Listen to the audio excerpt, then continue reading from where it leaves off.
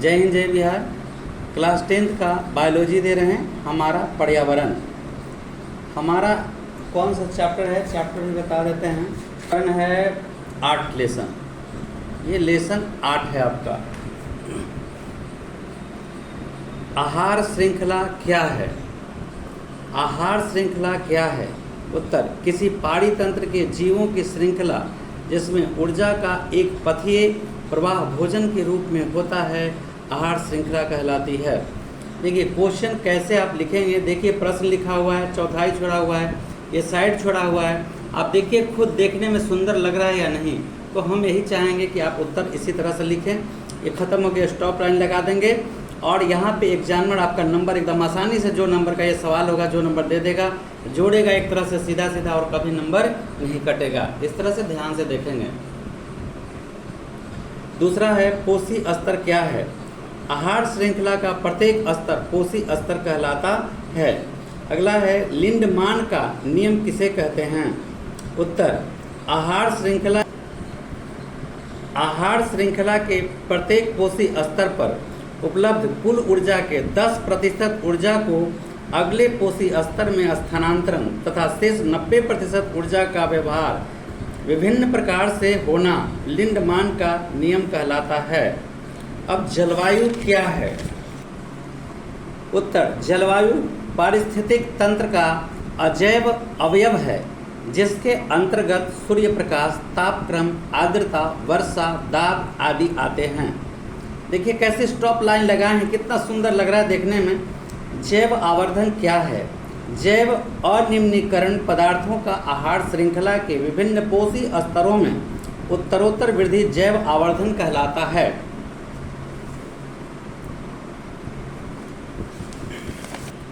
कचरा प्रबंधन क्या है? कचरे को एक जगह एकत्र कर उसका वैज्ञानिक तरीके से समुचित निपटारा करना कचरा प्रबंधन कहलाता है। DDT किसे कहते हैं? यह एक जैव अनिम्नीकरणीय पीरकनाशी है जो जैव आवर्धन की क्रिया को दर्शाता है। वातावरण किसे कहते हैं? किसी जीव के चारों ओर उपस्थित अजैव और जैव कारकों से निर्मित आवरण को वातावरण कहते हैं। पाड़ी तंत्र या पारिस्थितिक तंत्र क्या है? किसी क्षेत्र विशेष में पाए जाने वाले जीवों तथा उन पर पड़ने वाले वातावरण के प्रभाव से बने तंत्र को पाड़ी तंत्र या पारिस्थितिक तंत्र कहा जाता है। पारिस्थितिक तंत्र संतुलन किसे कहते हैं? पर्यावरण एवं उसमें अवस्थित सारे जीव तथा उनकी गतिविधियों के बीच एक सही संतुलन पारिस्थितिक संतुलन कहलाता है। जैव अवयव क्या है? पाड़ी तंत्र के सजीव अवयवों को जैव अवयव कहा जाता है। उपभोक्ता किसे कहते हैं?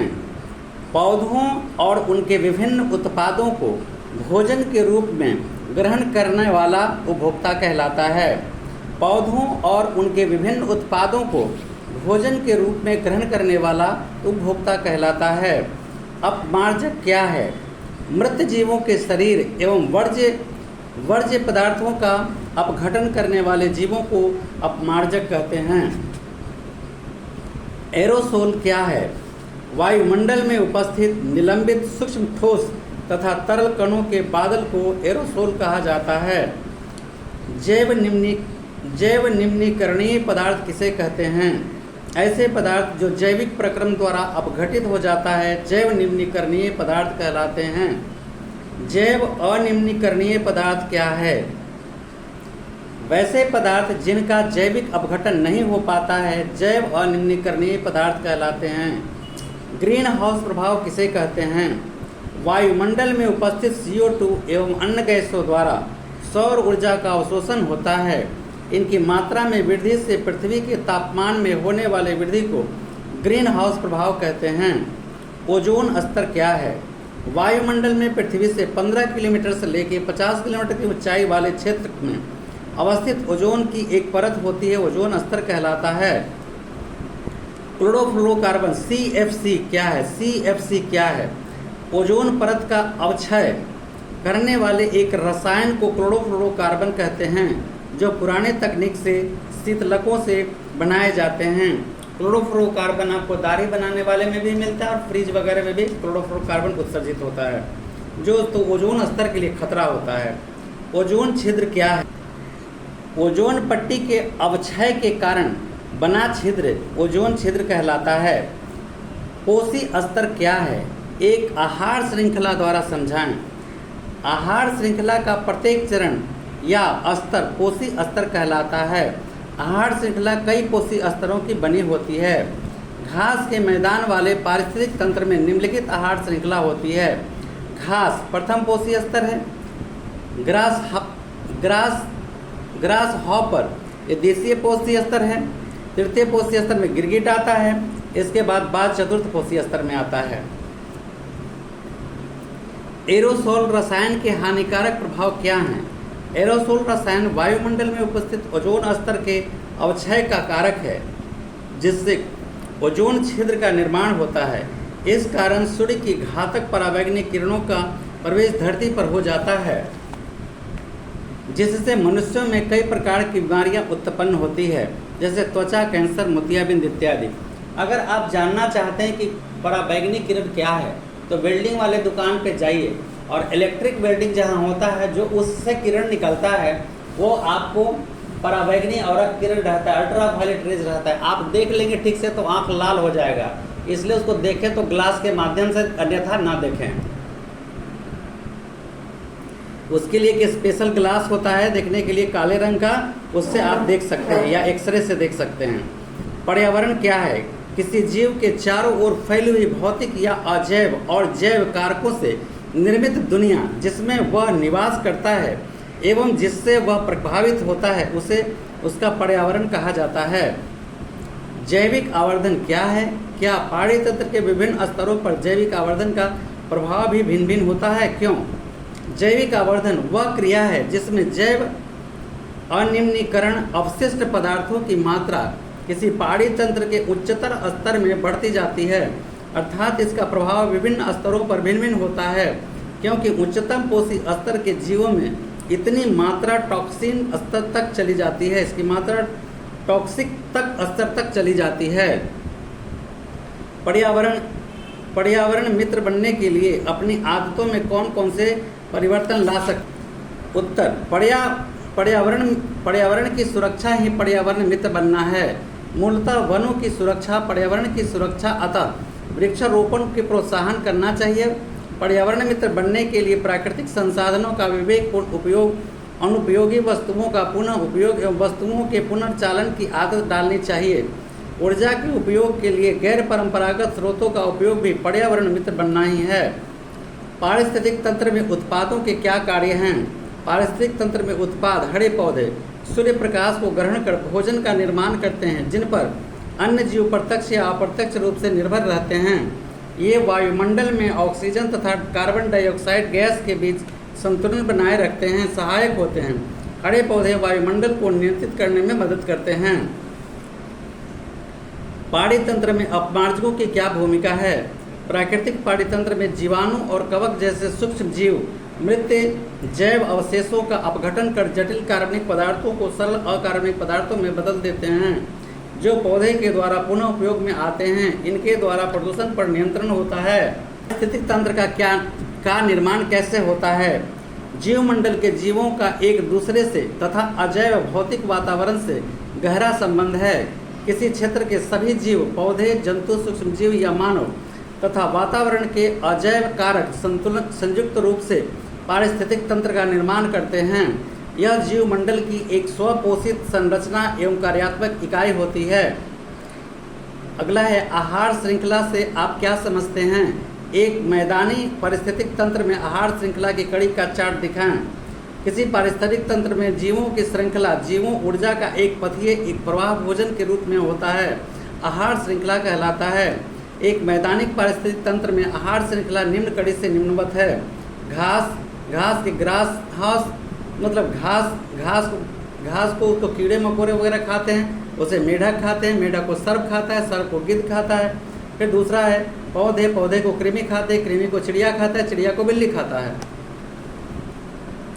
पर्यावरण की सुरक्षा कैसे की जा सकती है? निम्नलिखित बातों पर अमल करने से पर्यावरण की सुरक्षा हो सकती है।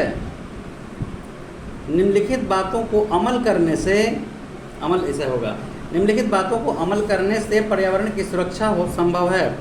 नंबर 1, ऊर्जा के वैकल्पिक साधनों का उपयोग, जैसे पवन, सोलर और हाइड्रोथर्मल ऊर्जा। दूसरा, प्राकृतिक साधनों का न्यायपूर्ण एवं सीमित दोहन। तीसरा, जंगलों की कटाई पर रोक लगाकर और वन रोपण की बढ़ावा देकर। हानिकारक रसायनों एवं उर्वरकों का सीमित उपयोग। दूसरा क्वेश्चन है, ग्रीन हाउस प्रभाव किसे कहते हैं? वायुमंडल में उपस्थित CO2 एवं अन्य गैसों द्वारा सौर ऊर्जा का अवशोषण होता है और इनकी मात्रा में वृद्धि से पृथ्वी के तापमान में होने वाले वृद्धि को ग्रीन हाउस प्रभाव कहते हैं। उपभोक्ता किसे कहते हैं? ऐसे जीव जिसे अपने भोजन के लिए पूर्ण रूप से उत्पादकों पर निर्भर रहते हैं उपभोक्ता कहलाते हैं। सभी परपोषी उपभोक्ता को श्रेणी में रखा जाता है। किस कारण से कुछ पदार्थ जैव निम्नीकरणीय होते हैं तथा कुछ अजैव निम्नी? जैविक अपघटन के कारण कुछ पदार्थ जैव निम्नीकरणीय होते हैं और उनका अपना स्वरूप बदल जाता है, लेकिन जो अपना स्वरूप हमेशा बनाए रखते हैं वे जैव अनिम्नीकरण पदार्थ कहलाते हैं। इन्हीं प्राकृतिक विधियों द्वारा नष्ट नहीं किया जा सकता है, इन्हें प्राकृतिक विधियों द्वारा नष्ट नहीं किया जा सकता है और ये कालांतर में हानिकारक प्रभाव छोड़ते हैं। पहाड़ी तंत्र किसे कहते हैं? किसी एक क्षेत्र में पाए जाने वाले जीवों, उन पर पड़ने वाले वातावरण के प्रभाव से बने तंत्र को पहाड़ी तंत्र कहते हैं। जैव निम्नीकरणीय पदार्थ एवं जैव अनिम्नीकरण पदार्थ में क्या अंतर है? ऐसे पदार्थ जिन्हें जैविक अपघटन के द्वारा पुनः उपयोग में आने वाले पदार्थ में बदल दिया जाता है जैव निम्नीकरण पदार्थ कहलाते हैं, जैसे जंतुओं के मलमूत्र, कागज, पेड़ पौधे के मृत शरीर आदि। ऐसे पदार्थ जिनका जैविक अपघटन नहीं हो पाता है तथा जो अपने स्वरूप को हमेशा बनाए रखते हैं जैव अनिम्नीकरणीय पदार्थ कहलाते हैं। जैव कीटनाशक प्लास्टिक। ओजोन परत के क्षय का क्या कारण है? ओजोन परत के क्षय का प्रमुख कारण रेफ्रिजरेशन में से उत्पन्न क्लोरोफ्लोरोकार्बन यानी रेफ्रिजरेटर से उत्पन्न क्लोरोफ्लोरोकार्बन नामक रसायन है, जिससे उपस्थित क्लोरीन परमाणु ओजोन स्तर से अभिक्रिया कर इसका क्षय करता है। क्या होगा यदि हम कोशी स्तर में सभी जीवों को समाप्त कर दें या मार डालें? पारिस्थितिक तंत्र के सभी कोशी स्तर एक दूसरे पर अपने अस्तित्व के लिए निर्भर रहते हैं। यदि किसी कोशी स्तर के सभी जीवों को नष्ट कर दिया जाए तो पर्यावरण असंतुलन की संभावना प्रबल हो जाती है। जैसे यदि शाकाहारी जंतुओं का अभाव हो जाए तो सभी स्थानों पर पौधे ही पौधे दिखाई पड़ेंगे तथा एक दूसरे कोशी स्तर के मांसाहारी जीव भी भोजन के अभाव में समाप्त हो जाएंगे। ओजोन क्या है? यह किसी पारितंत्र को किस प्रकार प्रभावित करती है? ओजोन ऑक्सीजन के 3 परमाणुओं से बना एक अणु है जिसका रासायनिक सूत्र O3 है। यह 15 किलोमीटर से 50 किलोमीटर की ऊंचाई तक वायुमंडल के ऊपरी परत पर एक सुरक्षात्मक छतरी का निर्माण करता है। यह सूर्य प्रकाश से मौजूद घातक पराबैंगनी विकिरणों को अवशोषित कर त्वचा कैंसर जैसे अनेक घातक रोग से हमारी रक्षा करता है। वन संरक्षण हेतु क्या कदम आवश्यक है? उत्तर, वनों के संरक्षण हेतु हमें निम्नलिखित प्रयास करने चाहिए। नंबर 1, बचे हुए वन क्षेत्रों का संरक्षण। दूसरा, वनों की कटाई का विवेकपूर्ण बनाना। तीसरा, बंजर तथा प्रतिभूमि पर सघन वृक्षारोपण करना। चौथा, जनता में जागरूकता पैदा कर वृक्षारोपण के लिए प्रोत्साहित करना। पाँचवा, बायोगैस संयंत्र लगाना। अब ये लॉन्ग क्वेश्चन है। ओजोन का निर्माण एवं अवक्षय किस प्रकार होता है? वायुमंडल के उच्च स्तर पर पराबैंगनी अल्ट्रावायलेट विकिरण के प्रभाव से ऑक्सीजन अणुओं से ओजोन का निर्माण होता है। उच्च ऊर्जा वाले पराबैंगनी विकिरण ऑक्सीजन O परमाणु बनाते हैं। ऑक्सीजन के ये स्वतंत्र परमाणु संयुक्त होकर ओजोन स्तर के O3 बनाते हैं। देखिए इसका संरचना दिया हुआ है। O2 O हो गया, एक को जुड़ गया, O3 यहाँ पे हो गया। कुछ रसायन जैसे क्लोरोफ्लोरोकार्बन एवं क्लोरोफ्लोरोकार्बन जो सुगंधियों, झागदार शेविंग क्रीम, कीटनाशी, गंधहारक आदि से उत्पन्न होते हैं, O3 से अभिक्रिया कर इसका अवक्षय करते हैं। CFC का व्यापक उपयोग एयर कंडीशनरों, रेफ्रिजरेटरों तथा शीतकों, जेट इंजनों, अग्निशामक उपकरणों आदि में होता है। देखिए किस तरह से सूर्य से पराबैंगनी किरण आती है और कैसे इसको फिर ये बाहर जमीन तक आने लगते हैं सुराख बना के। ये स्तर टूट जाता है कहीं ना कहीं से। ओजोन अवक्षय वाले हिस्से से पराबैंगनी विकिरण को वायुमंडल में प्रवेश। अपशिष्ट पदार्थों के चक्रण को उदाहरण देकर समझाएं। अपशिष्ट पदार्थों दो प्रकार के होते हैं, जैव निम्नीकरणीय पदार्थ और जैव अनिम्नीकरणीय पदार्थ। जैव निम्नीकरणीय पदार्थ इन पदार्थों का अपघटकों द्वारा अपघटन क्रिया से पदार्थों परिवर्तन निराविषी पदार्थों में परिवर्तित हो जाता है, जिनका उपयोग पुनः उत्पादकों द्वारा होता है, अर्थात इनका पुनः चक्रण होता है। उत्पादन से ये विभिन्न उपभोक्ताओं में पहुंचकर पुनः वर्ज्य पदार्थ का रूप ले लेते हैं एवं जीवाणुओं और कवकों द्वारा अपघटित हो जाते हैं एवं घटकों का पुनः चक्रण पूरा हो जाता है, जैसे गोबर से गोबर गैस। जैव अनिम्नीकरणीय इन पदार्थों का अपघटन आसानी से नहीं होता है एवं ये पर्यावरण में अपने स्वरूप को बनाए रखते हैं।